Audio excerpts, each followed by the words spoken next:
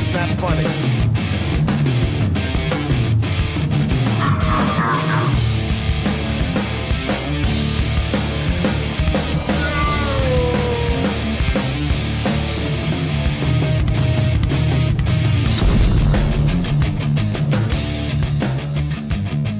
Hey, what's going on, guys? It's Chris here with the Morning Mayhem. Welcome back. So glad you're back with me again for another episode, or if this is your first time tuning in, thank you very much. This is our fourth episode in total, our fourth of the year, of course, and so that means we're finishing our very first month of the show. So if you've been watching every single one of them, I really appreciate that. Again, if this is your first time tuning in, or you've been kind of in and out, thank you again. Still, I appreciate the support. If you're liking the videos, don't forget to like, don't forget to subscribe, share, comment. I know I don't say that very much in the videos itself. I'm not big on promoting myself, I guess. But if you like them, make sure you're sharing with people that you think might like them as well. And like I said, like and subscribe and all that stuff helps the algorithm, not because I'm trying to get rich, but it just helps more people see the videos. And that's really what I'm doing this for. So got a lot to cover this week. I'm hoping that we can kind of run through it and I won't take so long. I get a little long-winded sometimes, I know. And especially for those that don't know, I am a filmmaker.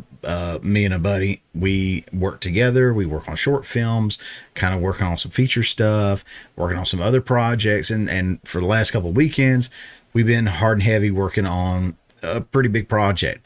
I do have this weekend off, so I'm really excited about that.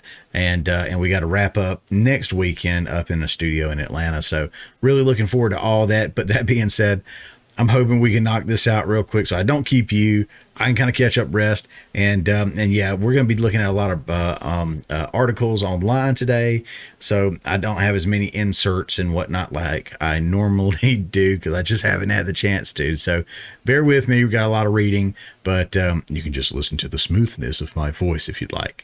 But again, thank you guys so much for tuning in.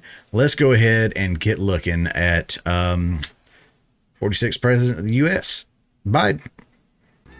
I'll lead an effective strategy to mobilize true international effort to pressure, isolate, and punish China. Donald Trump thinks healthcare is a privilege. Barack and I think it's a right for people to have bad healthcare. We hold these truths to be self-evident. Sounds corny. Not a joke. Think about it. We hold these truths to be self-evident. All men and women created by you know the thing. PP. What do you think President Trump plays in that? Do you think he plays as a political liability? That's a great asset. More inflation. What a stupid son of a.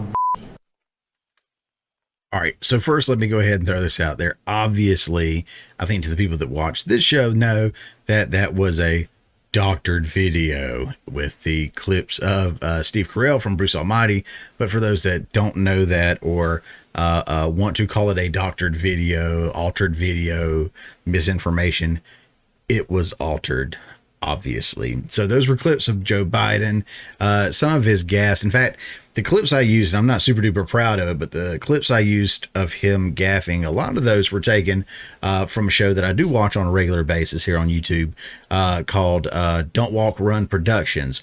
Really like that channel. Really like the sarcasm and the humor there. So I will have a link to the show in the description notes below that I borrowed some of those clips for. He already had them all in one place. And so, you know, if I'm using somebody else's stuff, I definitely want to make sure I give him credit. But yeah, some of the footage from the gaffes were from him. So go check him out, give him a like and share also. But yeah, so that was Biden. You know, he's had plenty of more gaffes. I didn't really want to get into that too much, but obviously one of the hot topics right now was the hot mic that just recently occurred. We'll jump over here and check out what, you know, some of the news has to say about it. All right, so over here at Yahoo News on Hot Mic, Biden appears to call Fox News reporter stupid son of a... Well, he did. It wasn't appears to. Go away. All right, President Biden was caught on a hot mic Monday appearing to call Fox News reporter Peter Doocy a stupid SOB in response to a question asked at the start of the White House event on lowering prices of consumer goods. As the meeting at the White House wrapped up, a reporter asked the president for an update on a call held earlier in the day on the situation in Ukraine, which we'll get to in a little bit. Biden seemed impatient that the question had veered off the topic of the meeting.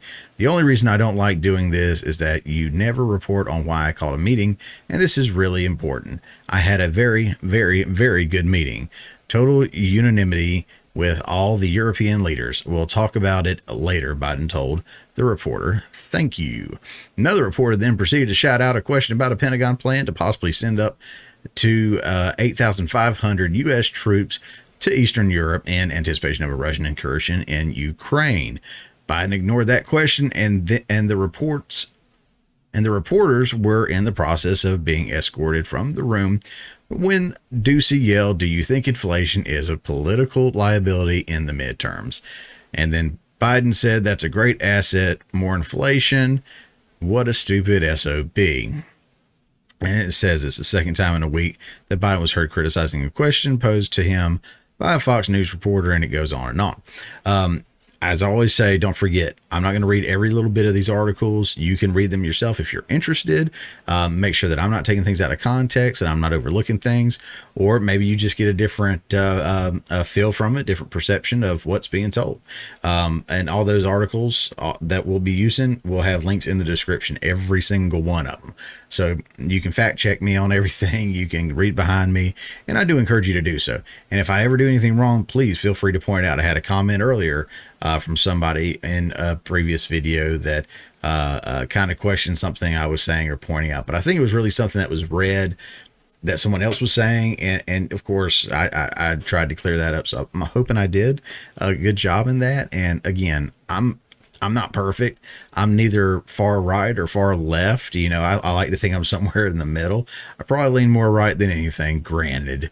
But I have several views that lean to the left, and I'm not ashamed of that. I like to think I'm a little bit more balanced than definitely a lot of the mainstream media. So yeah. So if you do have the time and you want to, go check out those links. They're there for you. Let's continue reading. So we're looking at Biden.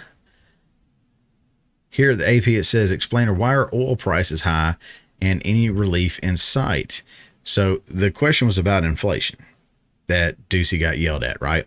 Well, inflation is a big thing, and that's why he was probably being asked. It says here, anyone who's bought food, paid rent, or looked for a used car recently has come up against the billowing inflation that has engulfed the U.S. economy. And with surging oil prices keeping gasoline high, so has anyone who's filled up a car. Energy costs have been one of the main drivers of what's become the highest inflation in a generation. In recent days, the price of a barrel of U.S. benchmark crude oil hit a 7-year high at $87 a barrel, a dizzying jump of about 36% since December. Again, you can continue reading. One of the things I always chuckle at is the Biden administration. I know Psaki, she'll get out there, or Psaki, however you say it. And she'll say that one of the reasons the cost of gas is so high is because so many people are driving now than had before, because there's so many more people out there on the road. It's not the case, as we're going to see here in just a little bit.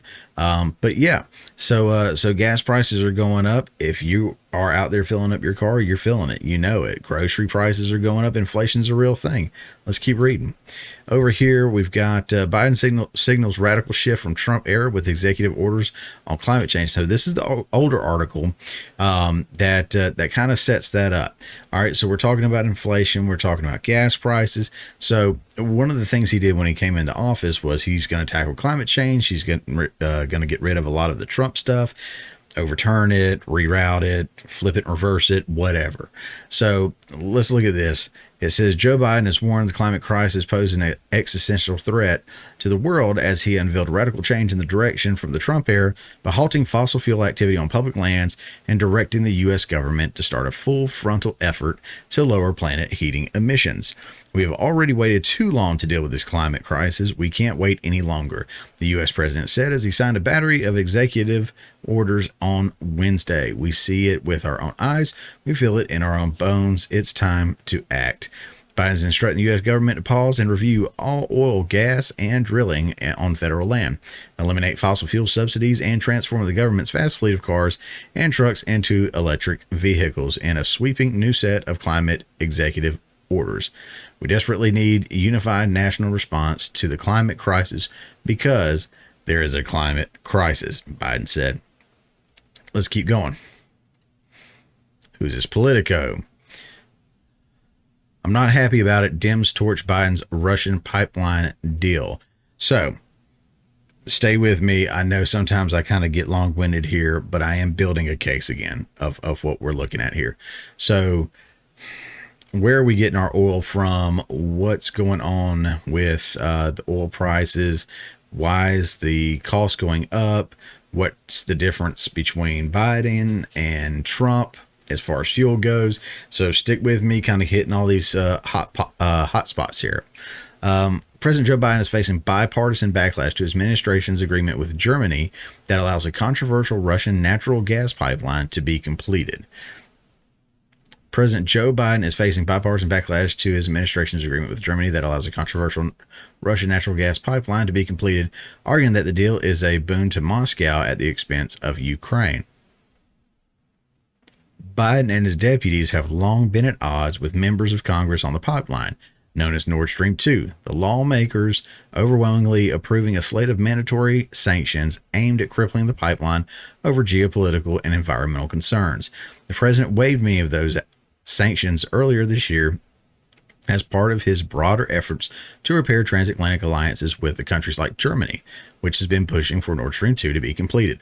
And on Wednesday, the U.S. and Germany announced a deal aimed at mollifying Ukraine, which stands to lose the most from the pipeline's completion. All right, so you hear this. So Ukraine stands to lose, Germany stands to win, and this is... It allows it's a Russian natural gas pipeline. Russian natural gas pipeline working with Germany. Ukraine stands to lose. Okay. And before that, I kind of hinted to it in that article, I think. And then what happened here?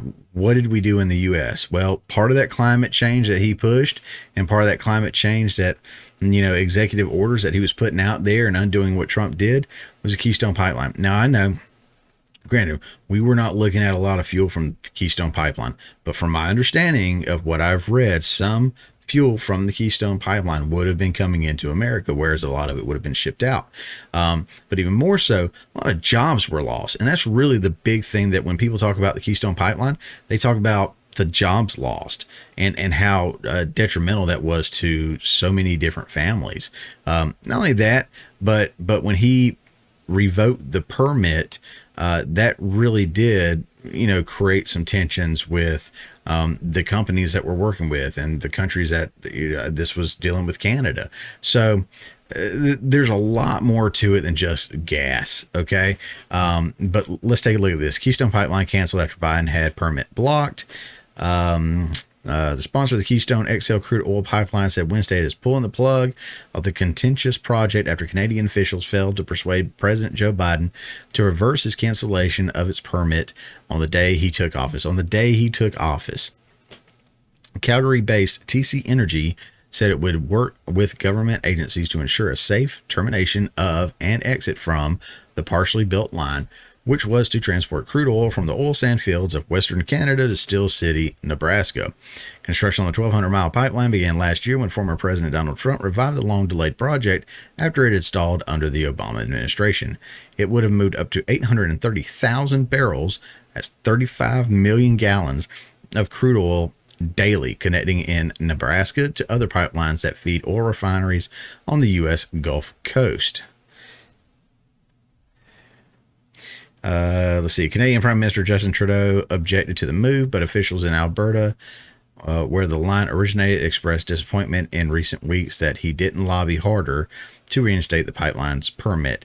Alberta invested more than $1 billion in the project last year, kickstarting construction that has stalled amid determined opposition to the line from environmentalists and Native American tribes along its route. Feel the way you want, but whether it's going through certain lands or, oil running over the land, it honestly, I can understand opposition to this. Don't get me wrong. But there's a right way and a wrong way to do things. Number one, from my understanding, sending oil through a pipeline like this is significantly safer and less, environmentally impactful as through ship or whatnot, where there can be spills of just massive amounts that this can't even get close to touching the amounts, because they can shut off the line at certain points and whatnot, I guess. But going through the lands, I understand that too. It breaks my heart that that's something that we're doing, but obviously there's conversations to be had about that. I'm not a heartless guy. I get all that, but I will say that on day one, just canceling that and those people losing their jobs. And like I was arguing with somebody else the other day, not arguing, but arguing my point is that not only did those people just lose their jobs, they had no alternative right off the bat to go to. The Biden administration, Psaki, they came out and said, oh, well, they can get clean energy jobs when they become available, but they're not available yet, right? Those clean energy jobs in those people's neck of the woods are not available yet. So, they're out of a job, and an entire, community is out of tens of thousands of people not working. So anyways, a lot of beef about that. Again, this goes on. Let's see. Let's take a look at this. So where does our oil come from? When we start talking about our oil being imported, you got to understand we import a lot of it, right? When Trump was in office, we became energy independent.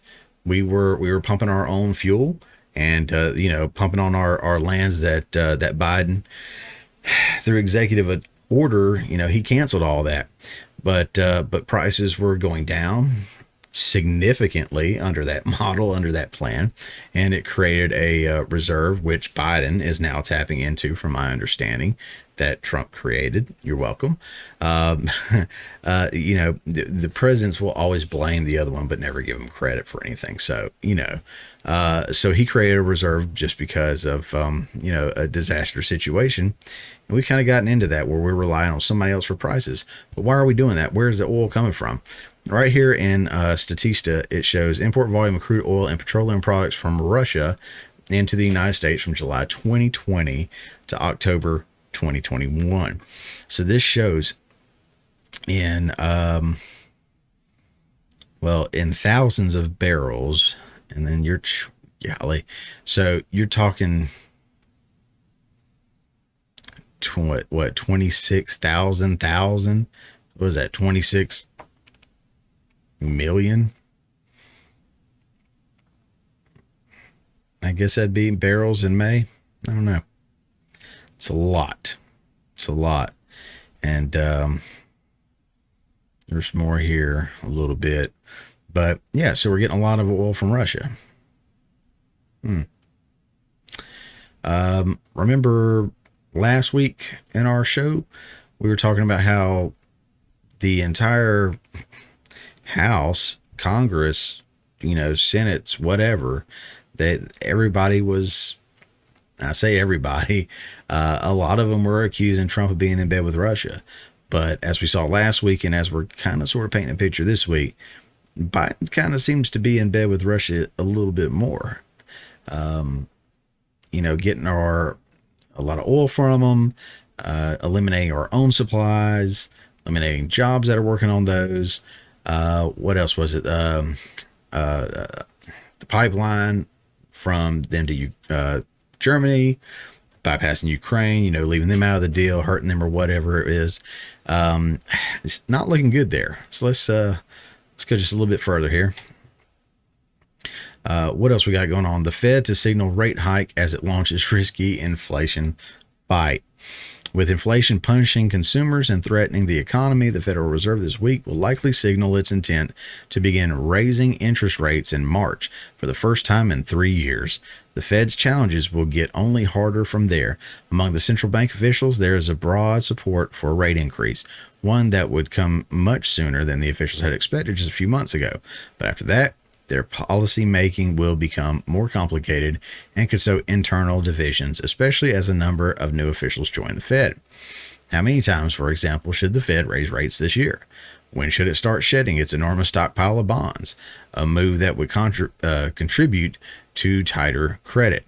And how should the Fed respond if inflation eases later this year, as many officials expect? Yet, still remains far above its 2% annual target. So again, inflation, not only the fuel is going up, and we talked about it too, it's just kind of repetitive here, but in our last probably couple of shows, we talked about how we are feeling the pinch of the inflation, right? Your bacon is costing more. Your eggs are costing more. Your gas is costing more. Your electricity may or may not be costing more. If you're using gas, it's certainly costing more to fuel the house, natural gas. Whatever. There's inflation on just about everything that we spend money on right now. They're printing more money, so it's devaluing the dollar. They're about to raise interest rates for the first time in 3 years. It's not a game where the middle and lower class win. And again, I think it was 2 weeks ago in our show. You can go check it out if you hadn't already. Highly recommend it.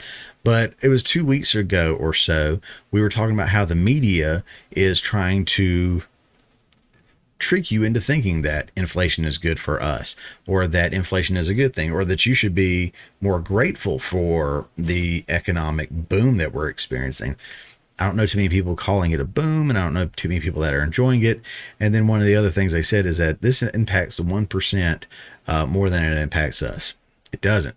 As we saw in articles, even though they may spend more on food and going out and gas and whatnot like that, the percentage of their overall income spent is significantly less than our percentage spent on a daily, weekly, monthly basis on these necessities. So it is just not the same. Let's look on. One of the other successes of the Biden year is Afghanistan, right? And Taliban. Going in there and taking over from us. So this right here isn't really a specific article. I just wanted to pull up some of the headlines here from just nonstop here. Change to aid rules needed to prevent famine in Afghanistan, says UK experts. Human rights this fortnight in pictures, kill the bill. And period protests, human rights this fortnight in pictures. Taliban delegation traveled to Norway for human rights talks, which is interesting. The Taliban is trying to participate in these talks, right? And then Taliban launched raids on homes of Afghan women's rights activists. I'm losing my skills. Female boxer who was an Afghan national team. Taliban hates us. A former senior female police officer. Afghan female MPs fight for their country in exile. In Kabul, there's no justice. The female student who fled to Pakistan. Gunmen were looking for my mom, daughter of Afghan ex-radio boss. We've been forgotten. The British Embassy security guard in Kabul. And then it goes on and on. So, one of the other things that Biden's getting a lot of criticism for is, of course, his pullout game from Afghan. What's his name? Daddy Duggar from the 17,000 kids and counting has a better pullout game than Joe Biden does. One of the things when he was running for president, and I forget who it was that said it, said that he has never been right one time on any foreign affair situation. And this is one of those situations where it was proven right. And he just seems to be pushing our allies away and bringing in our enemies a little bit more closely than I have seen others do recently. Again, that's just my opinion right there. All I can do is share these articles, share these stories, show you where our gas is coming from and where we've eliminated it from. who we're buddying up with and who we're pushing away. It does kind of paint a picture a little bit. Just a few more here. Biden sets another record at the southern non-border. I like the way they put that from the New York Post. Drowned out by all the Team Biden disasters, the southern border remains porous. Last month was the worst December on record. A Customs and Border Protection reports 178,840 illegal migrants apprehended, beating the worst previous December by over 100,000. Now, if you'll remember, Biden was a big proponent in pushing for no borders, or path to citizenship, or people coming to this country, and the border just got overwhelmed as soon as he became president. And this is really his doing. He can try to pass the buck, and Kamala can try to pass the buck, but it's really them. And I don't know if she's yet to be at the border, even though she's in charge of all that. The only White House strategy here, in other words, is to try keeping the crisis out of the headlines. Yep. While sending as few illegal crossers as possible home. And never mind the joke of Vice President Kamala Harris's mission to tackle the supposed root causes, see what I was saying, in the Southern Triangle nations, which are actually providing a shrinking share of the surge, as the news that you'll likely get away with it spreads across Latin America and Caribbean. And again, that article goes on. It blows my mind. We're talking about sending 8,500 troops to the border of Russia and Ukraine to protect Ukraine, but yet we're not doing anything to protect our own borders. And the men and women that are down there right now are consistently begging for more help, more aid. I remember when they were getting criticized. Remember for the horses, when they were down there and they had the ropes that were not whips. I don't know what you call them, but they were wrangling their horses. And Biden and everybody said they were beating colored folks and stuff down there. And it just simply wasn't true. And that's pretty much the last you heard about the border. The border's not in the news anymore, just like this said. And there's a reason for that. They don't let people visit the cages that the Obama administration built. Obama Biden. They don't let I think they're trying to keep senators and everybody away from there too. It's a big old mess, and they're trying to keep it out of the headlines. Why? Because it is not promising. Here's another good one from the Black Enterprise, and I'm reading this specifically for a reason, and I'll get into that. President Biden promised to lower Black unemployment. A year into his term, that promise is unfulfilled. A year ago, the Biden administration pledged to focus on the Black unemployment rate, but a year into his term, the Black workforce is still lacking. Before the pandemic hit, the Black unemployment rate was 6%, double the rate as white Americans. At the height of the pandemic, the Black unemployment rate hit 16.7%. The U.S. unemployment rate has steadily declined over the last year as vaccines were released and Americans began to return to offices. However, Black Americans were laid off more and hired less through the entire pandemic. Today, the gap between Black and white workers remain as large as ever. And it goes on. So a couple of things to that. Number one, I don't see the stats, the facts being shared where they're showing that it's because of racism necessarily. That the Black, females are even less. I think it says down here, Black females specifically are being impacted even more than anybody in this conversation here. But yeah, so here's the thing. There's a ton of jobs out there. A lot of people aren't taking the jobs just because they're making enough money from the government. They don't have to work for some folks. With some of them, they're not paying enough that they want to trouble themselves with that job. And it's really a buyer's market, so to speak, right now with all the job openings that there are out there. So a lot of people aren't returning to work that can return to work. So that could be some of this. And there could be some other issues going on that need to be looked into. But to the point of the writer here, who is Derek Major, Biden was the one that came out and said, if you have a problem figuring out whether you're for me or Trump, then you ain't Black. But yet here we are. Trump said something kind of similar, I guess, when he was running for office the first time. I think he said, what do you have to lose? Take a chance on them. And under Trump, black unemployment was the lowest it's ever been. In fact, and we'll get into this in a minute, every unemployment category and job creations and everything were the best they were under Trump, all the way up through 2019. This pandemic of unknown virus of unknown origin or whatever came and changed the world. You can't blame, and this is what they did do. They blamed Trump for all of this, right? And they looked at his 2020 numbers. Was that right? 2020 numbers. Yeah. And not his 2019 numbers. And we're going to get in that in a minute too. But that's not fair because the pandemic came. No one can control the pandemic. And even though Biden and others said that it was his fault and a lot of what's going on is his fault and he didn't react right and all this and that, clearly neither is Biden or his administration, because we are worse off now. There are more cases, more deaths, more unemployment under him than there was under Trump. Now they're going to try to say, no, there's not, and we got more jobs created than ever in history. That's not entirely true. In fact, listen to Psaki over here. Okay. All right. Did this a little bit better this time? Okay.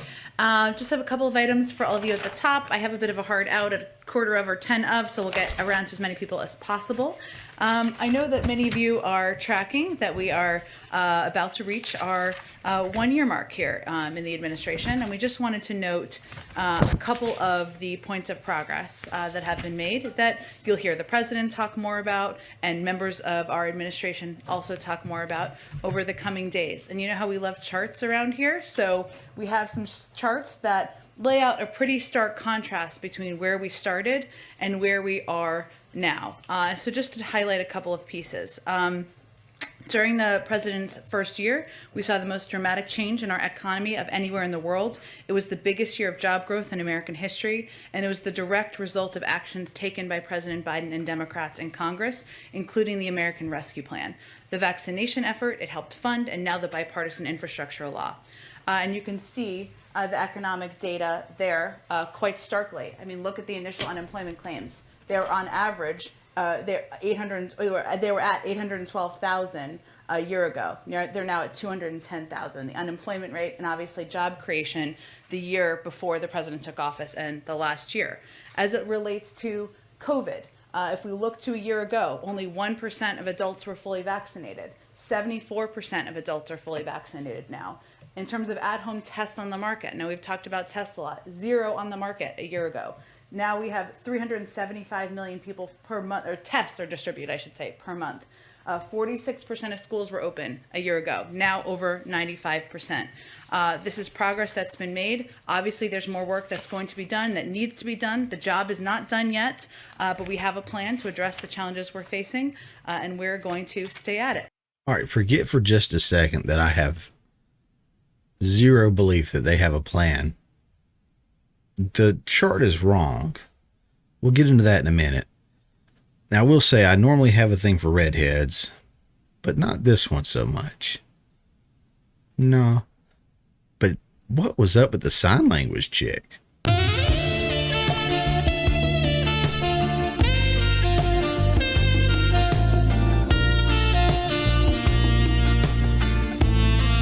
Sorry, I try to run a classy show. Couldn't help it. All right, so let's look at that chart. All right, so we check it out here. 1 year ago, so at the beginning of 2021, right in the heat of the pandemic coming on.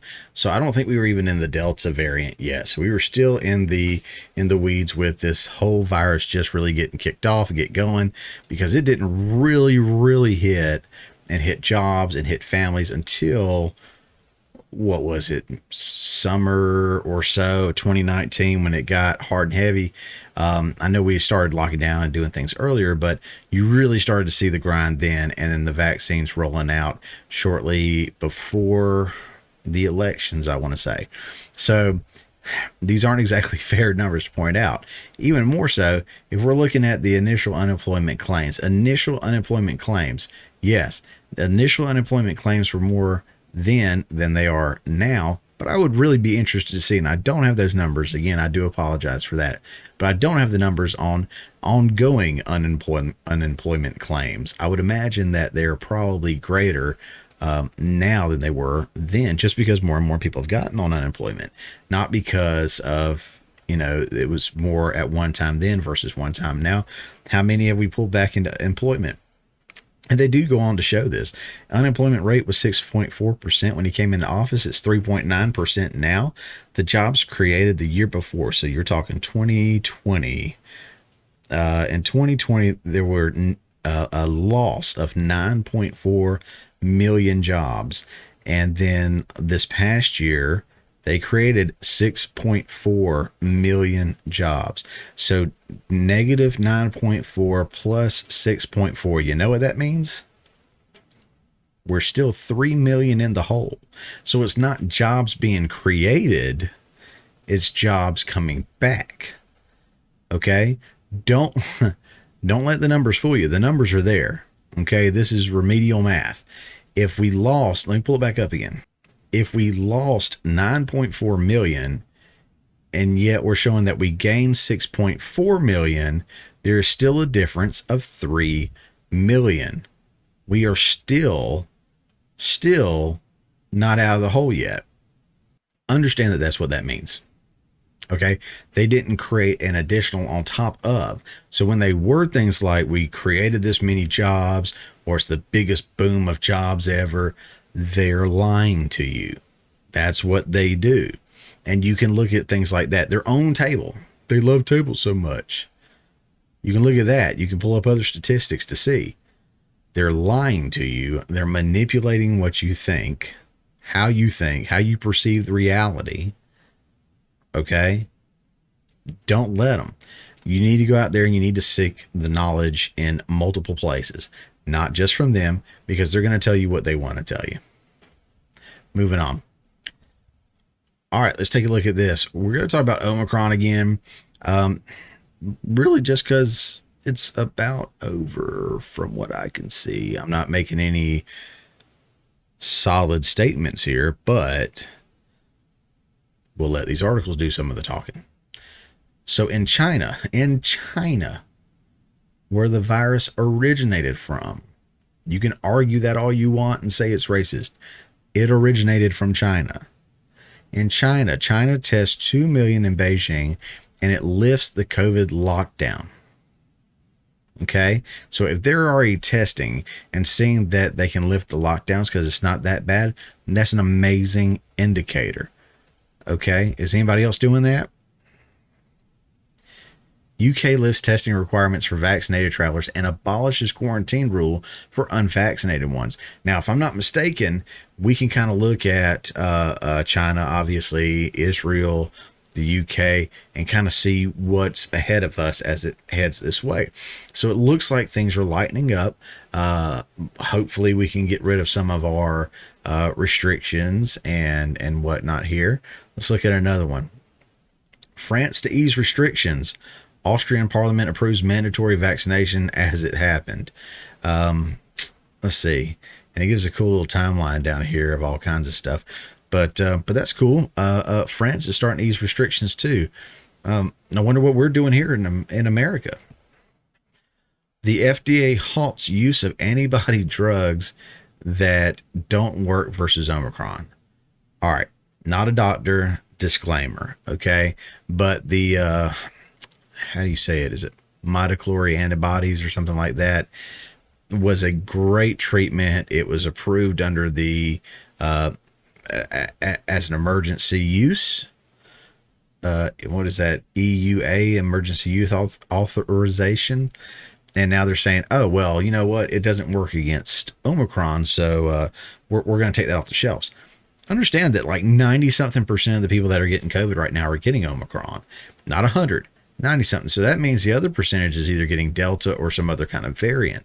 Well, the antibodies work great against Delta from what I said. Didn't cure it, didn't stop it, but it was a great treatment. I think I can say that. It was a great treatment that was available, right, for Delta or the original, OG COVID or whatever. But instead of leaving that out there on the market, they're pulling it. I think that's a stupid thing to do. But if they're pulling that because it's not any good for Omicron, are they going to do anything with the vaccine? Because if we look right here, how effective are COVID-19 vaccines against Omicron? The pandemic has brought many tricky terms and ideas from epidemiology into everyone's lives. Two particularly complicated concepts of vaccines are efficacy and effectiveness. These are not the same thing, and as time goes on, and new variants like Omicron emerge, they are changing too. Now, this goes on to talk about what vaccines do, difference between efficacy and effectiveness. A lot of great stuff. When you have time, want to check it out, that's cool. How about this? What about the Omicron variant? The preliminary data about Omicron vaccines is coming in quickly, and it is revealing lower vaccine effectiveness. Best estimates suggest vaccines are around 30 to 40% effective at preventing infections and 70% effective at preventing severe disease. All right, so back up to last week's show, and maybe the one before that too when we talked about it. It is showing that the vaccines and the boosters have very little impact, if any, on Omicron, is what they're saying, what they are saying, not me, them. Okay. So they're saying it has very little impact on the Omicron. And what I mean by that, you may have less of a severe case, and they're really leaning on that what you run into is going to be significantly less severe if you have the vaccines or boosters or both or whatever. But as far as catching it and carrying it and spreading it, you can still do that, even if you're fully vaccinated, even if you have natural immunity, even if you're boosted, right? So it's not working, but they're not taking the vaccines away. Isn't it interesting that something like the monoclonal antibodies, and again, I may be saying that wrong, monoclonal maybe, but the antibodies, they're taking that away, but they're still pushing the vaccines and the boosters, even though clearly they're not working. It makes you wonder why. It makes you ask questions. And if it doesn't, then I think you're probably mindless. And you're just, what's that dude from H3H3? Ethan Klein. You know, Steven Crowder poked at him for saying, you don't even have to think about it, bruh. You know, you just do what Fauci and they tell you to. But I have a hard time believing people that are backed by, you know, pharmaceutical companies telling me what does and doesn't work, and specifically the pharmaceutical companies that they work with do work. So I tend to do my own investigating, my own digging a little bit here. Let's see. It's a Guardian. Let's go on. Little Mo. Biden administration withdrawing COVID-19 vaccine mandate.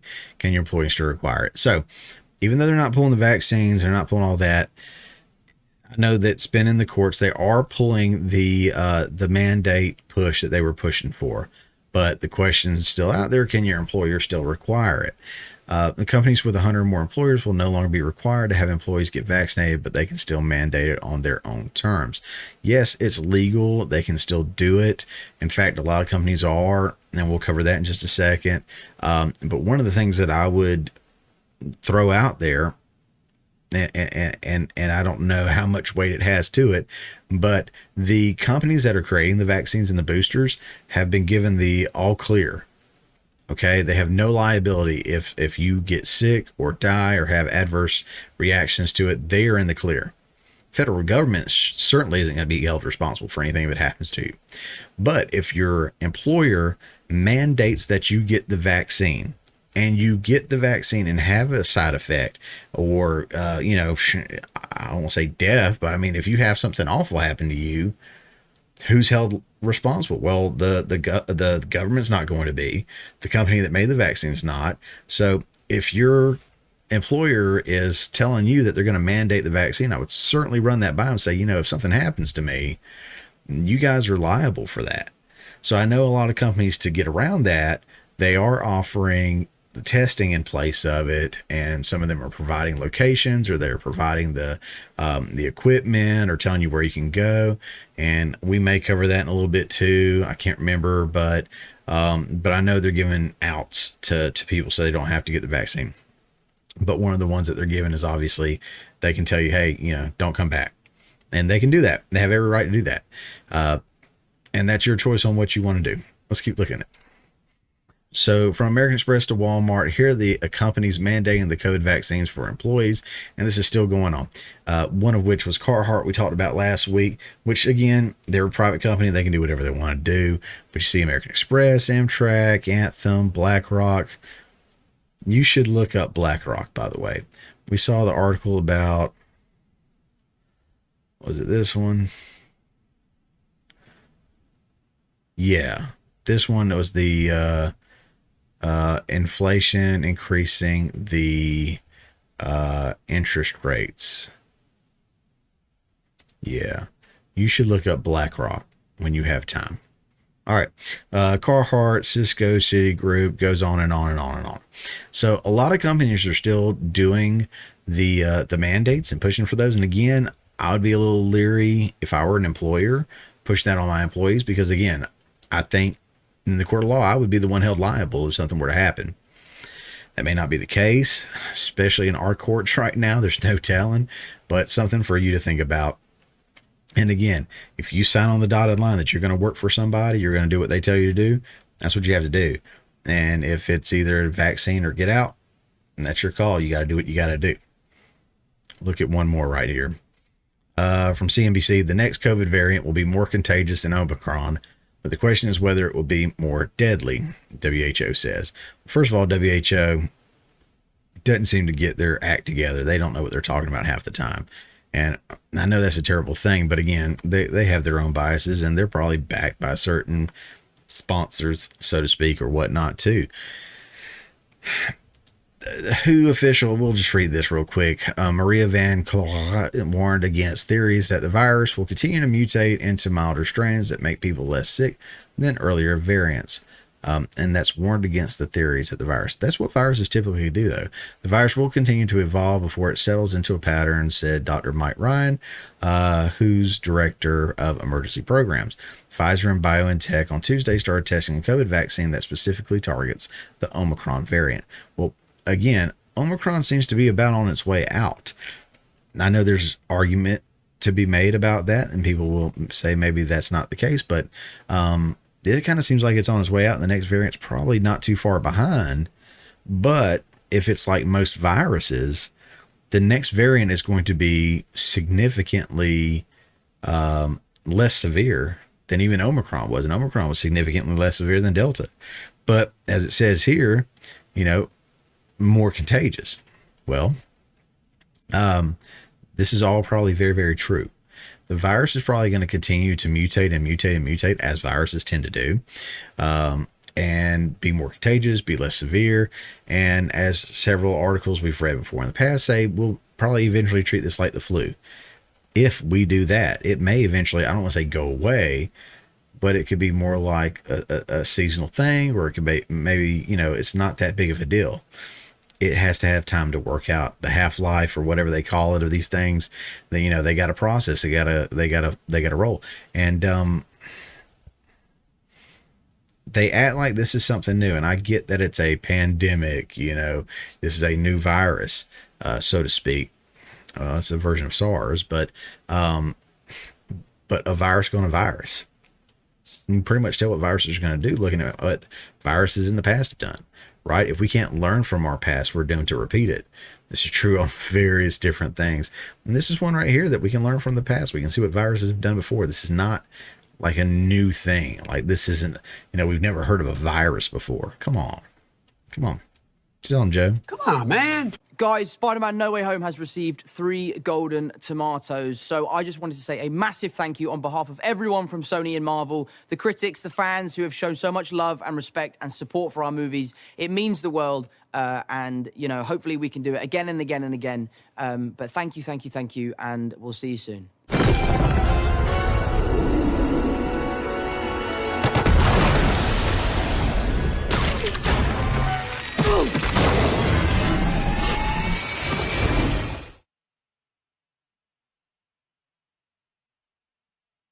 I say tomatoes, you say tomatoes. All right, so they got the golden tomatoes from Rotten Tomatoes, which, again, I'm not the biggest fan of Rotten Tomatoes.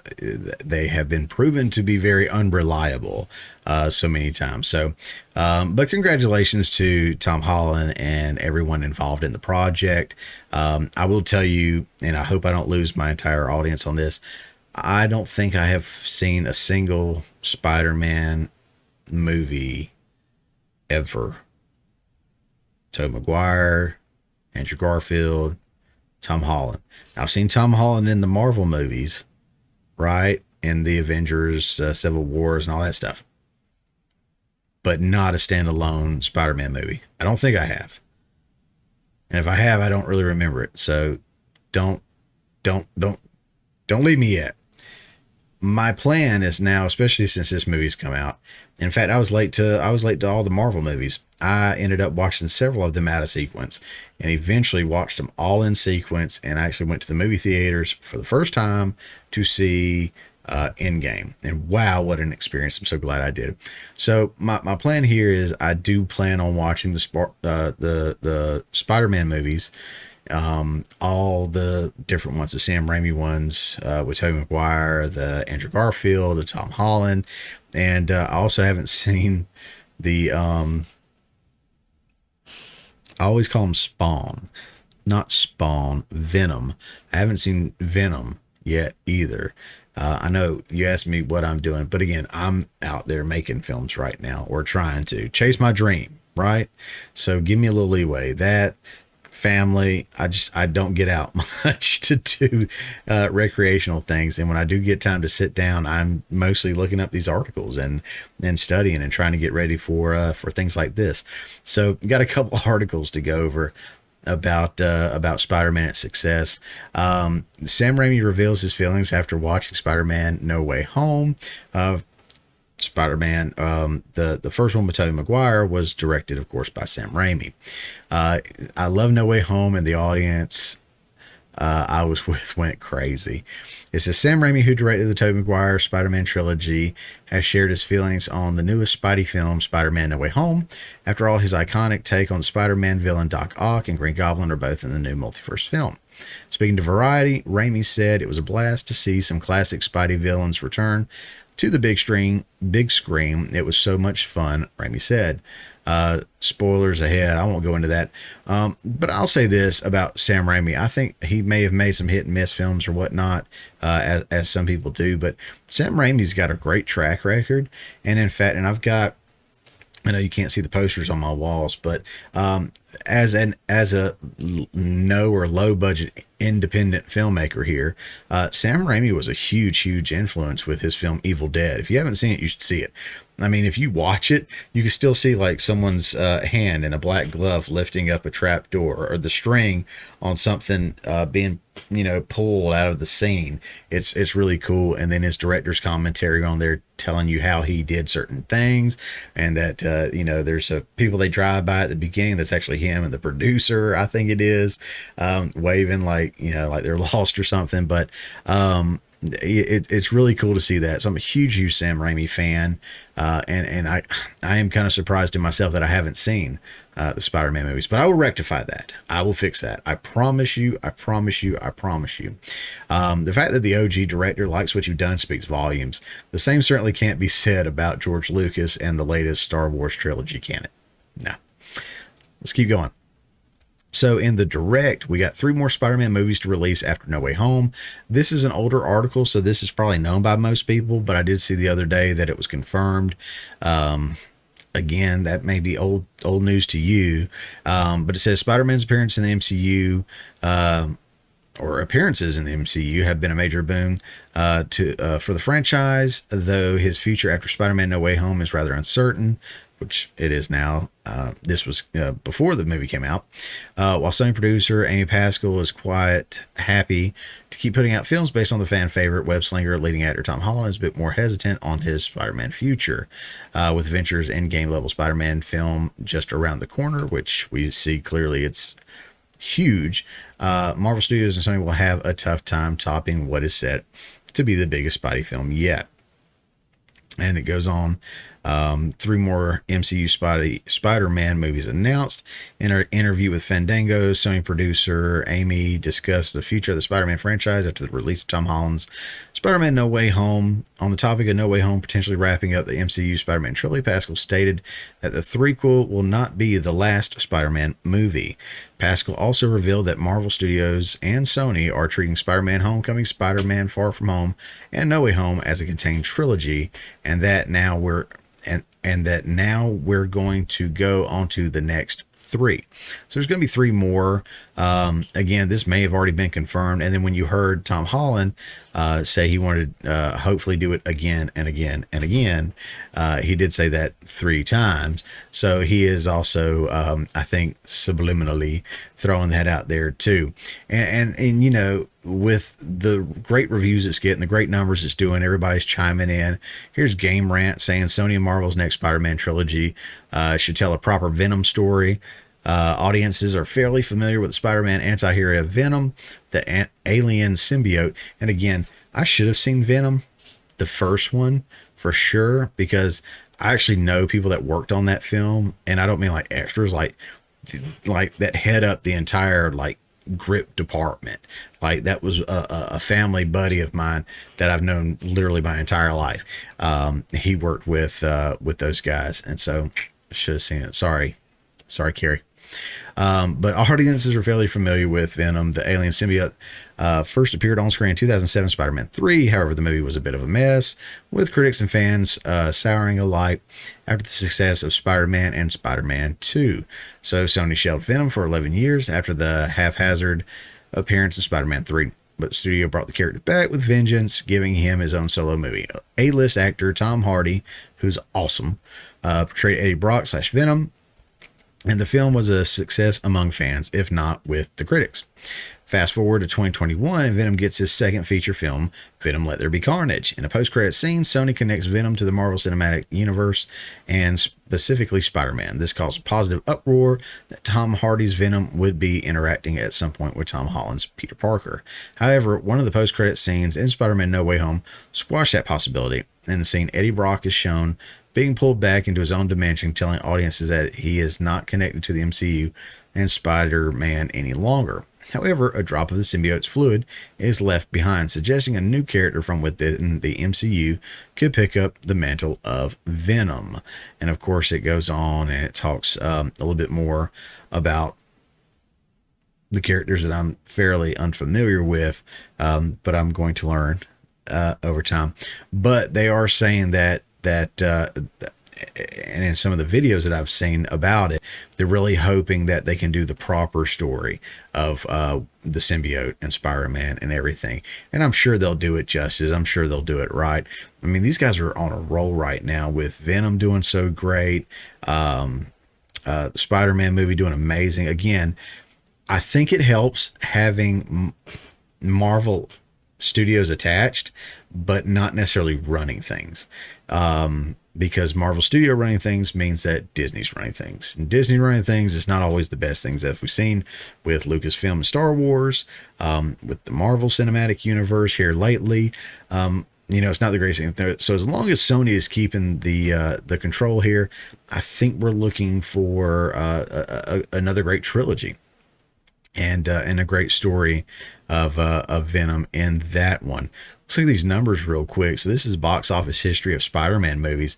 As you can see, this big blue line up here, this is No Way Home. I mean, it out of the gates, it just blew away everything. And this is during a pandemic.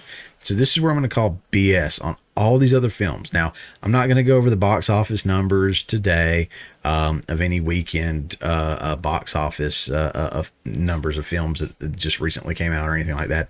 I pick on them too much as it is. You know, they're able to blame the pandemic for only so much. I'm sorry, but this film, and understand from my understanding, from what I'm hearing, with no China release, and China's a huge cinematic market, and we appeal to them all the time, or Disney does especially, appeals to them because they're such a huge market. Without them, this film is just killing it. 1 point, where are we at? No Way Home, 1.69, we'll call it $1.7 billion. $1.7 billion off of a $200 million budget. Huge budget. Huge budget. I would love to have a budget like that for a film. But I would probably be happy with like a tenth of that. I'm just saying, and roll with it. At least to get started. So off a $200 million budget, pulling in $1.7 billion. I mean, what an awesome return.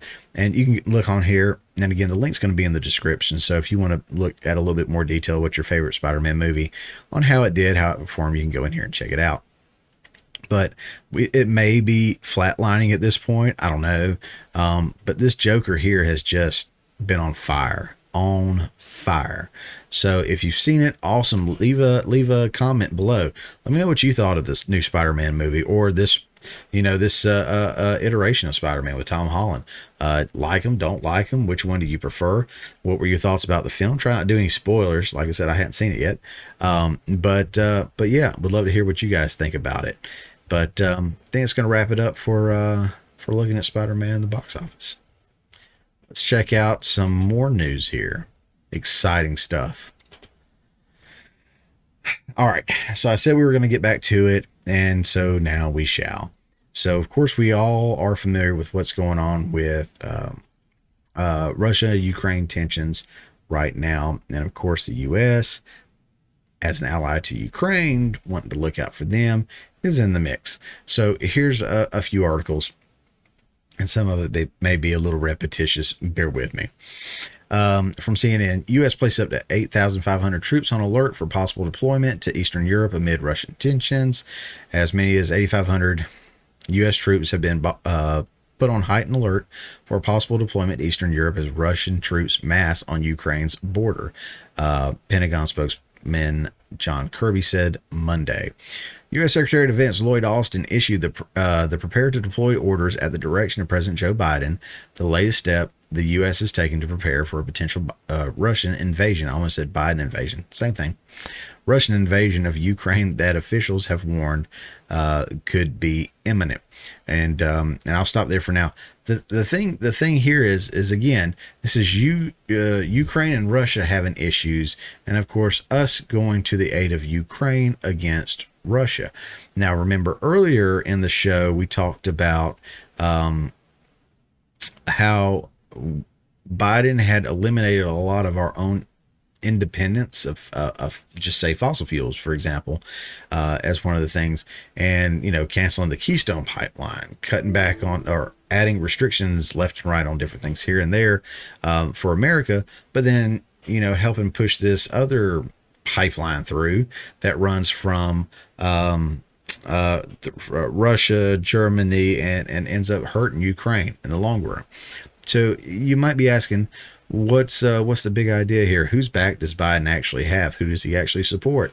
Well, we'll keep reading and see if we can paint a picture. Biden says Russian invasion of Ukraine would change the world. Now, he talks a big talk, but we've seen before as far as his policies go, he doesn't really back it up, especially when it comes to countries like Russia and China and Iran. We talked about that, I think it was last week or the week before, where he accused them of interfering with the election before he won. And after he won, it's the safest election that's ever happened. President Joe Biden cast a potential Russian invasion of Ukraine in stark historical terms Tuesday, saying it would be the largest invasion since World War II.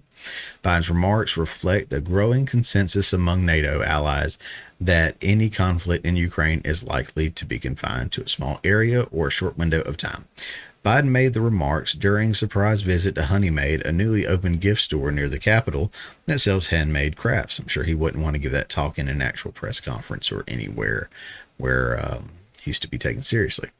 President Joe Biden cast potential Russian invasion of Ukraine in the stark historical terms Tuesday, saying it would be the largest invasion since World War II. Again, repetitious here, guys. It would change the world, said Biden, if the tens of thousands of Russian troops who have been amassing the Russian-Ukrainian border were to launch an incursion into Ukrainian territory. Now, what's an incursion? What's a minor incursion? What's a major incursion? If you'll remember when he gave a press conference, or I think his second actual real solo press conference of his entire presidency last week, I think it was, he said that that they would bow up to Russia unless it was a minor incursion. Then we could talk about it, see what's going on.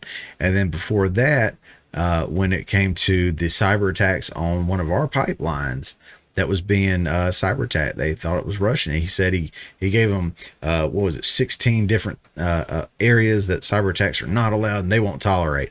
But I guess anything outside of that's okay. So it's really, really weird, this relationship that he seems to have with Putin, with Russia, with that whole area over there. Again, I don't have enough to point the finger and say solidly that anything is foul, but there's enough here to kind of make you scratch your head and wonder. Let's look at another one here. From Forbes, Biden says no intention to deploy U.S. troops to Ukraine, or troops in Ukraine. Here's what the U.S. is prepared to do instead. President Joe Biden confirmed Tuesday that the U.S. doesn't plan to deploy troops in Ukraine and expanded on the actions the U.S. intends to take against Russia and Russian President Vladimir Putin should the country move forward with the invasion in Ukraine. Biden told reporters Tuesday that the U.S. has no intention of putting American soldiers on the ground in Ukraine amid increased Russian military presence at the Ukrainian border. Any deployed troops would instead head to NATO countries, Biden said, a day after the Pentagon said up to 8,500 troops are on heightened preparedness for deployment to aid the NATO response. Biden said Tuesday that there will be serious economic consequences should Russia invade Ukraine, echoing the strong economic and other measures Biden warned Putin about during a December video call. Biden said he would consider unspecified personal sanctions against Putin in case of an invasion and suggest that Putin is largely acting on his own in pushing the military offensive in Ukraine, saying a reporter had it right by suggesting this is all Putin. Crucial quote.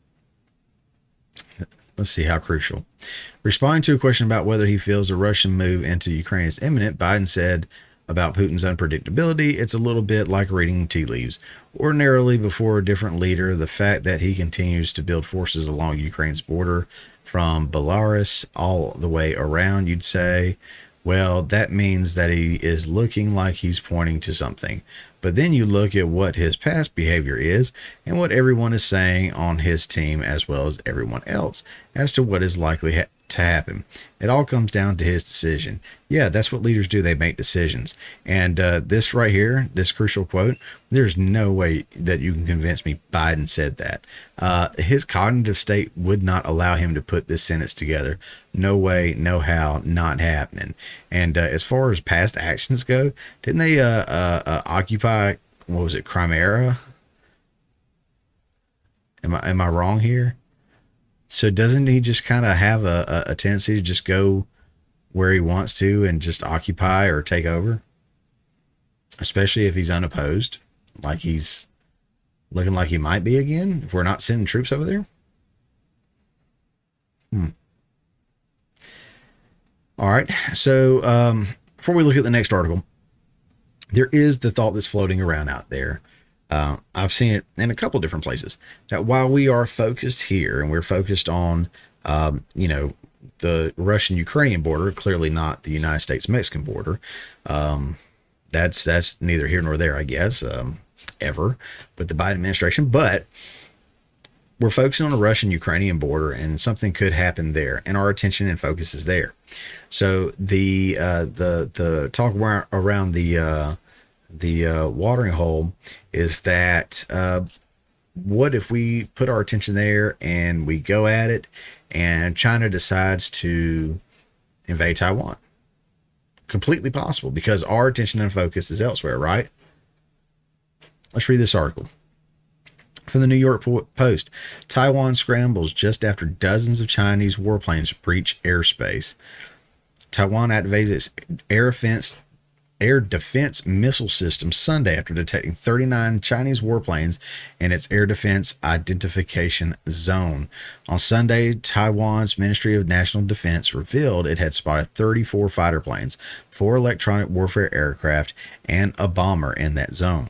In response, Taiwan scrambled jets, issued radio warnings, and engaged the missile system. The incursion is the largest since October, when China authorized nearly 150 flights over Taiwan's air defense zone. In a statement to the Post late Monday, the State Department said it was concerned by the PRC's proactive military activity near Taiwan, saying it was destabilizing, risk miscalculation, and undermines regional peace and stability.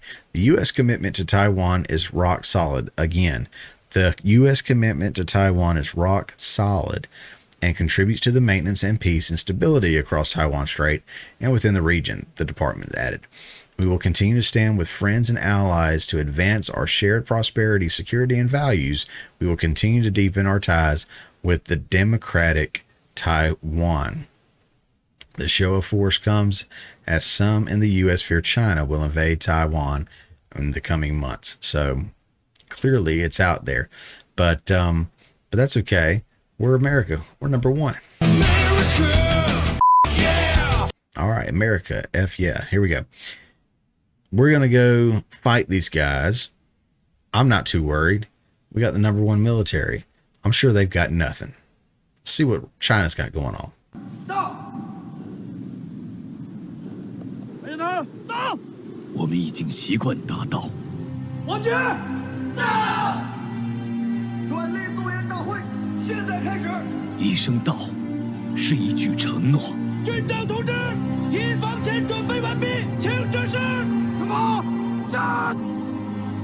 一声到，是一种割舍。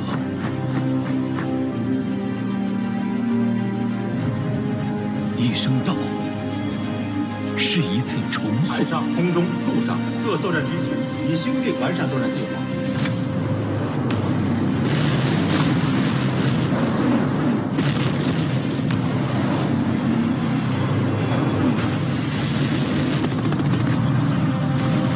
一声到，是一场冲锋。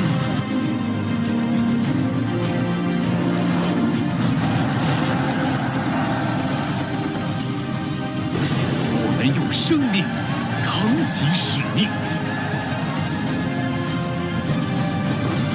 我们用忠诚筑起长城，改革强军，征途如虹。历史告诉我，改革创新与时俱进，是人民军队不断发展的康庄大道。 人民军队的力量来自改革创新，人民军队的胜利来自改革创新。祖国召唤，我必到。我有战，我必回。一声到，一声到。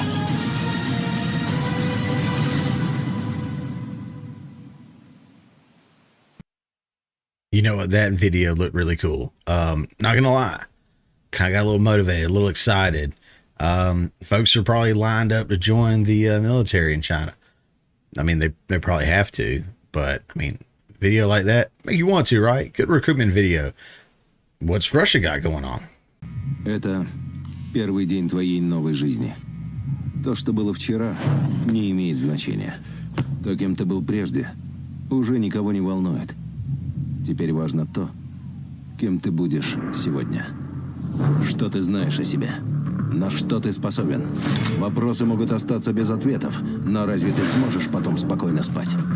Узнать себя, познать границы своих возможностей. К черту границы. Ты готов ломать себя до изнеможения. Каждый день здесь боль закаляет. Шрамы, повседневность. Это ты решил себе что-то доказать. Командир здесь только для того, чтобы ты мог увидеть в нем врага. Потому что без врага нет боя, а без боя нет победы.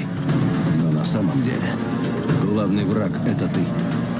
Вчерашний ты. Твоя задача — выследить врага, догнать его, превзойти, стать лучше, чем он, и вернуться назад победителем. Потому что завтра первый день твоей новой жизни. All right, no doubt the Russians are intimidating, but you know what? Not too intimidating, because America, number one, right? We got the best, the brightest, the biggest, the baddest. We're ready to go in, guns blazing, right? Sun's out, guns out.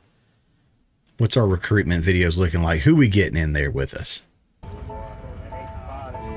This is the story of a soldier who operates your nation's Patriot missile defense systems.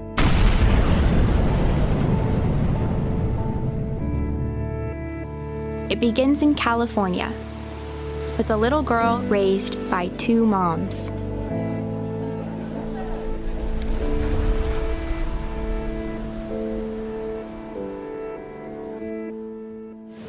Although I had a fairly typical childhood, took ballet, played violin, I also marched for equality. I like to think I've been defending freedom from an early age. When I was 6 years old, one of my moms had an accident that left her paralyzed. Doctors said she might never walk again. But she tapped into my family's pride to get back on her feet, eventually standing at the altar to marry my other mom. With such powerful role models, I finished high school at the top of my class, and then attended UC Davis, where I joined a sorority full of other strong women. But as graduation approached, I began feeling like I'd been handed so much in life, a sorority girl stereotype. Sure, I'd spent my life around inspiring women, but what had I really achieved on my own? One of my sorority sisters was studying abroad in Italy. Another was climbing Mount Everest. I needed my own adventures, my own challenge. And after meeting with an Army recruiter, I found it. A way to prove my inner strength and maybe shatter some stereotypes along the way. I'm U.S. Army Corporal Emma Malone Lord, and I answered my calling.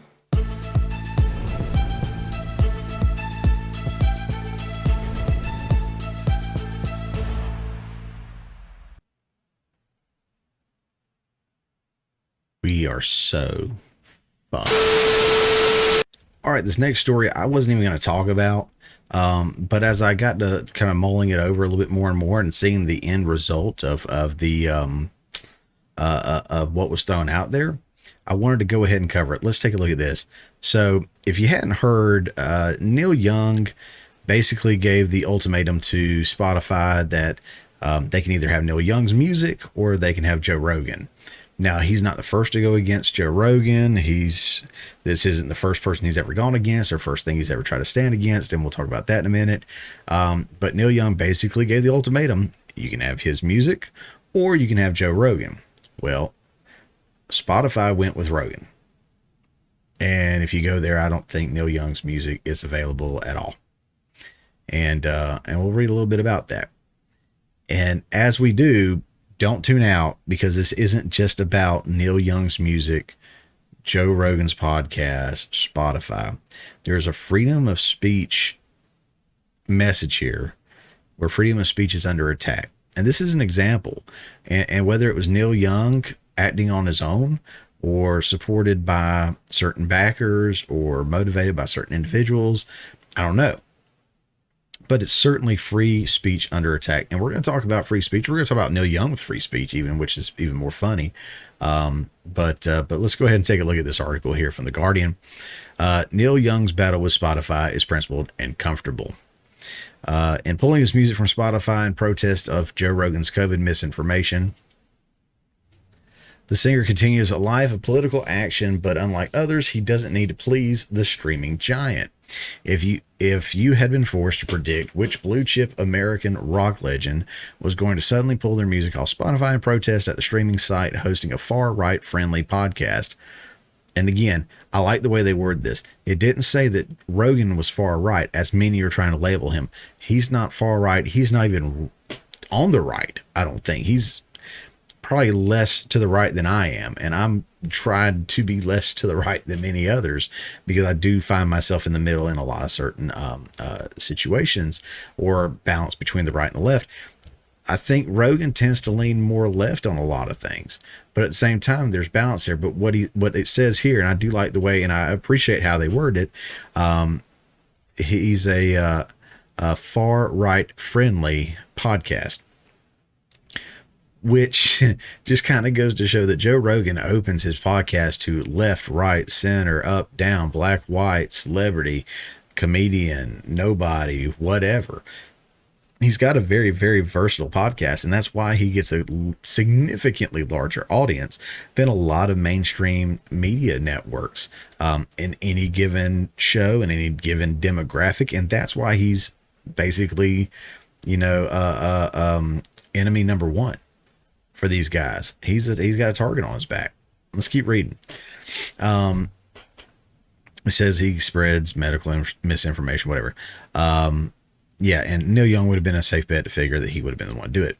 He's famously among the most ornery, uncompromising, and capricious of said blue chip legends. The years that produced his most famous work also played host to Young willfully sabotaging his own commercial prospects in order to follow his muse, or as he memorably put it, heading for the ditch. Suddenly abandoning tours midway by directing his tour bus to pull off the motorway en route to the next show, whimsically declining to release a succession of completed albums, and incurring the wrath of his partners in Crosby, Stills, Nash & Young by removing their contributions from the master tapes of his songs before releasing them. He spent a substantial chunk of the 1980s making wildly uncommercial albums, apparently with the specific intention of annoying his record label, which ended up suing him for being unpredictable. It lost, perhaps because, as his label mate Elton John put it, its lawsuit felt a bit like suing Neil Young for being Neil Young. I can go on. If you're a fan of Neil Young, that's fine. This isn't about Neil Young's music. This is about Neil Young and his fight against a platform that provides a free speech outlet that allows a podcast that speaks to, like I said, right, left, whatever, existing. So that's what this is about. Let's continue. From CNN, Spotify says it will remove Neil Young's music, according to reporters, which we already know it did. Spotify will no longer stream the music of Neil Young for what it's worth. He asked for it. One day after the and this is from CNN. Wow. One day after the musician expressed a now deleted post on his official website that he no longer wanted his music on the platform over its relationship with the divisive podcast host Joe Rogan's comments about COVID-19 vaccinations, the company says it's honoring Young's request. We want all the world's music and audio content to be available to Spotify users.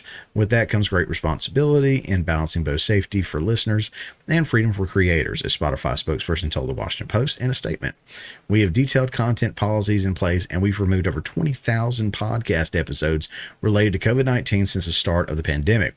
We regret Neil's decision to remove his music from Spotify, but hope to welcome him back soon. In his post, Young asked his managers and record label to remove the music from Spotify because he said the music and podcast platform is spreading fake information about vaccines, potentially causing death to those who believe the disinformation spread by them. And it goes on. It's interesting to me that people like Neil Young or Disney or these actors and actresses that are boycotting, whether it's Spotify or my state of Georgia for, what was it, a voter rights bill, or whatever state for abortion bills or whatever it is. They typically don't really say a whole lot about anything international where there is actual slavery still going on, Chinese slave camps, Chinese sweatshops, and they'll even wear and promote those brands. I remember when Colin Kaepernick was terminated or whatever. He didn't get a position and then ended up being a spokesperson for Nike. Jim Carrey went on, was it Bill Maher or somebody, and he was super excited about his Nike shoes, which were probably made in a sweatshop by child labor. But that's neither here nor there, I guess. See, The Verge says why Spotify can't afford to lose Joe Rogan. This story originally ran in Hot Pod, The Verge's preeminent audio industry newsletter. You can subscribe here. Yay. You've probably seen this by now, but to catch you up, if not, on Monday, Neil Young issued an ultimatum to Spotify, keep Joe Rogan, yada, yada, yada, yada. Yesterday, Young made good on his word and, along with his record label, removed his music from the service. Young then issued another letter on his website to illuminate how he learned of the issue, thank his label, and encourage others to follow suit. I sincerely hope that other artists and record companies will move off the Spotify platform and supporting and stop supporting Spotify's deadly misinformation about COVID, he says. This marks a critical turning point in Spotify's company narrative. It's no longer a music company, but one committed to podcasting to the point that I'll compromise relationships with musical artists to ensure its strategy's success. And to be fair, we could have assumed this would play out like it did. Who is Spotify going to pick? A musician whose heyday was decades ago, or a zeitgeisty comedian who causes PR headaches, but also commands a minimum ad spend of $1 million? Okay. I'm processing the situation in a couple of ways, but one is assessing economic incentives. Spotify's thinking is obvious. What does losing Young mean? The company's not financially dependent on his streams or subscribers. Drake or Taylor Swift might be a different story, and barring a mass exodus of subscribers over his missing catalogs, things remain business as usual. In fact, the company loses money every time. I feel like that's not spelled right. Every time someone streams Young's songs, which is why Spotify wanted to get into podcasting in the first place. It makes money every time someone listens to Rogan. On the flip side, I'm not sure what Young's label Warner Brothers, right, gets out of this. Maybe it wants leverage in a negotiation or to change the conversation around streaming. I'm not sure, but I do assume some sort of politicking is happening behind the scenes that could somehow net win for Warner. Maybe people listen to more Young elsewhere, buy some CDs, unclear. So yeah, again, Neil Young may have had some hits, but this guy right here, he's pulling in the audience. He's pulling in the money right now. And good on Spotify for not bending the knee. But like it's mentioned in several of these articles, this is not Neil Young's first rodeo in doing something like this. You see here in LA Times, this is back in August of 2006. It says Young's passion sparks his old band. Freedom isn't free, the slogan goes, and no kidding. Speech alone can set you back $251.50. That was the top ticket price at Sunday's Irvine stop on Crosby, Stills, Nash & Young's Freedom of Speech '06 tour. Freedom of Speech tour. It's safe to assume because a CSNY want you to raise your voice against the Iraq War, George W. Bush, and various injustices, to speak out against the madness, as they sang this night during the Long Time Gone. The famed quartet wasn't advocating complete freedom of speech, though, just the kind they agreed with, judging by the info table set up in the venue in support of assorted progressive causes.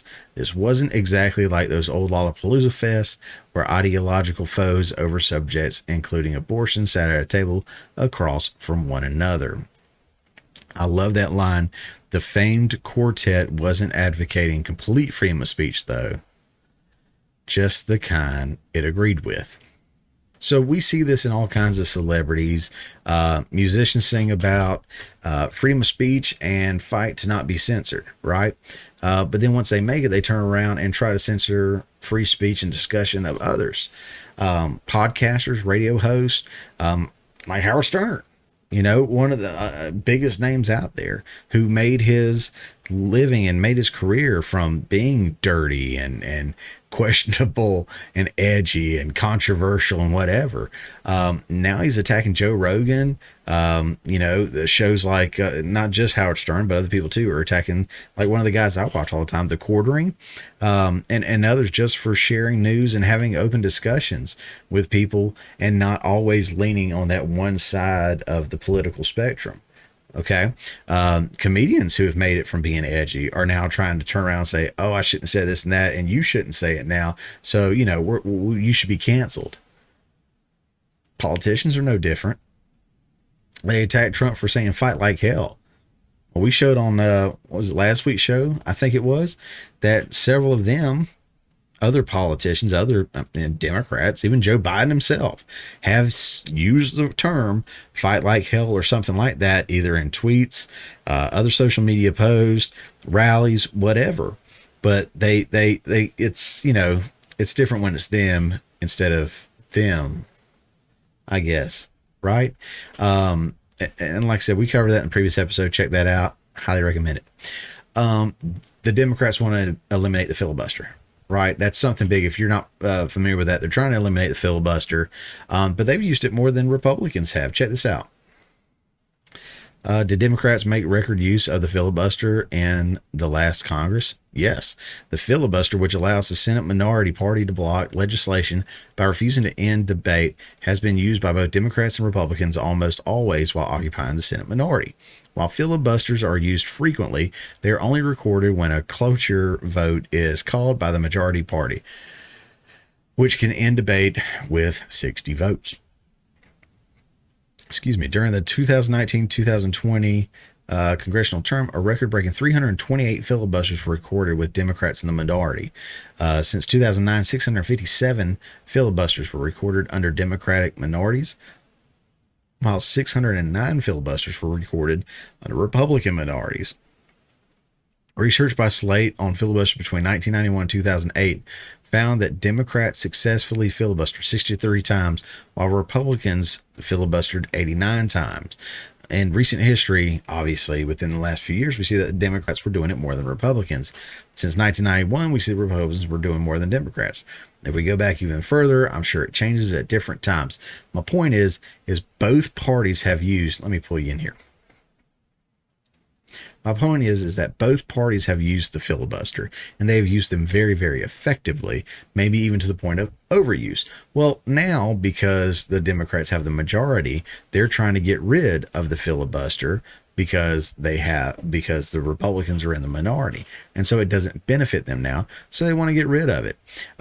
They challenged the election results in 2016 for 5 years, and they still stand to hold near and dear to their hearts that things weren't right in 2016. They say the election in 2020 was the safest and most secure, and you better not question it. If you do, social media will kick you off, Twitter, YouTube, whoever. You can't voice any concerns about 2020, but there's still plenty of videos up, plenty of podcasts, plenty of news stations airing, anything about 2016 and how Trump stole the election from Hillary, right? That's okay to talk about, but we can't talk about 2020, which clearly had some questionable things occur. Not saying it was stolen. I'm just saying that there's evidence of questionable activities that may have happened. At the end of the day, you may not care about Neil Young, Spotify, Rogan, or their beef. I don't really either, for the most part, but you should. It was an attack on free speech. Okay? By a celebrity, backed by their label, and like I said earlier, possibly others. Right? Because this is not the first time Joe Rogan's been attacked. He's consistently under attack, again, because he's enemy number one against mainstream media. The streaming service stood by Joe. Good for them. Now, I don't know whether it was for monetary purposes or to stand up for free speech, but a win's a win. We'll take it. Right? Netflix. They got questionable content on their platform or their service, whatever you want to call it. And there is some very, very questionable content out there. But as far as Dave Chappelle goes, they've continued to put Dave Chappelle out there, and they've continued to stand by Dave Chappelle when they were met with opposition, right? But they stood by him, they supported him, they kept him out there, they didn't cancel Dave. Now, that could have been for monetary reasons again, or it could have been standing up for free speech. Either way, a win's a win. We'll take it. To quote Leonard Skinner in their hit song, Sweet Home Alabama, which was recorded just 2 hours down the road from me, up the road in Atlanta, in Doraville, Georgia, right? Just north of Atlanta, in Doraville, Georgia. From Sweet Home Alabama, it says, I hope Neil Young will remember Southern man, don't need him around anyhow. And it looks like Southern folk ain't alone in this. A lot of people are very, very happy at the way Spotify stood up against Neil Young. How do you feel? Put it in the comments below. I'll be interested to see what you think as well. So, a little bonus segment here. I just want to kind of close out this real quick this way. The number one competitor to corporate, politically backed mainstream media is the independent content creators, the ones that are found on YouTube and Rumble and Odyssey and BitChute and wherever you get your media sources from. That we're all over the place. But if you'll notice, when I use any articles, which are always in the description. I always link to them. I use a multitude of different ones, left leaning, right leaning, center. I try to mix it up so I don't get accused of always using Fox or always using CNN or always using whatever. I do try to pull it in from multiple sources and multiple different perspectives to kind of paint the whole picture, so to speak, of everything and not create an echo chamber, because I don't want to do that. And I do, again, obviously lean more to the right than the left, but I don't ever want to create that echo chamber where I only speak to right leaning topics and only stick up for the right, even when the right does wrong. I'm going to pick on Biden. I'm going to pick on his administration, and I'm going to give him a hard time. I don't think they're doing anything really right now, but aside from that, he's the president. He's the one in charge. It's his administration. So I'm going to give him a hard time. And if it were Trump or anybody else in the office on the Republican side, again, I'll acknowledge what they do with it when it's right. I'll criticize them when they're wrong. And I'll be a lot more critical than complimentary most of the time anyway, probably, because a lot of times you let these elected officials get in there and they don't do anything like we want them to. I support other content creators because I do think it's important that we create our networks of these independent content creators. And in my very first episode, I did share a little graphic of some of the guys I watched. And like I said, one of them I have linked down below because I did use some of the Biden footage from his clips, and that was the Run Don't Walk Productions. But there's plenty others out there, and I can recommend them for you if you're looking for somebody good to listen to. And most of them don't talk as much or as long as I do, so it's a little easier to take in. But I support those guys in every way that I can, liking, sharing, subscribing, commenting, and interacting through other social media platforms with them as much as I can. So if you haven't already, consider doing the same for my channel, and any other channels that you watch. Anybody else who's putting stuff out there that you like, consider liking, commenting, subscribing, sharing. And it truly means a lot, especially to those channels and creators that are monetized, which I'm not, but I still appreciate the support. One of the biggest things you can do, like I said, I don't know what the algorithms look at. I do know it likes the likes and subscribes and the comments and all that stuff too. But one of the biggest things you can do is obviously share the video, share it on Facebook, share it on Twitter, share it on Minds, Parler, Getter, whatever. There's so many platforms out there now, just sharing it and getting it out there for people to see. I do chop up the full videos like this. I do chop it up into smaller bite-sized nuggets that I release throughout the week. So if those are a little bit more up your alley or up someone else's alley, hey, grab those. They're on a more central topic and send those to somebody, share them with them, and just help get the word out there. Again, I'm just going to bring the news to you from my perspective. I'm always going to try to use as many sources as I can, and I'm going to always provide those sources to you. So again, a little bit more transparent than most of the mainstream media, and I try to be, as knowledgeable as I can about these when I come to you. If I'm not, I am certainly not an expert in any specific field, but I always want to do my best for you. So I do appreciate your time. I appreciate you coming back. Thank you for tuning in every week, or thanks for joining us this week if this is your first one.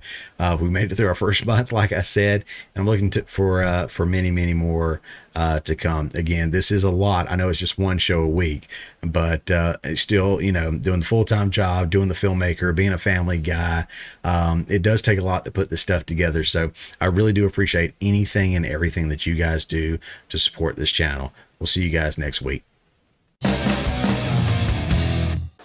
I think Bigfoot is blurry. That's the problem. It's not the photographer's fault. Bigfoot is blurry, and that's extra scary to me because there's a large out-of-focus monster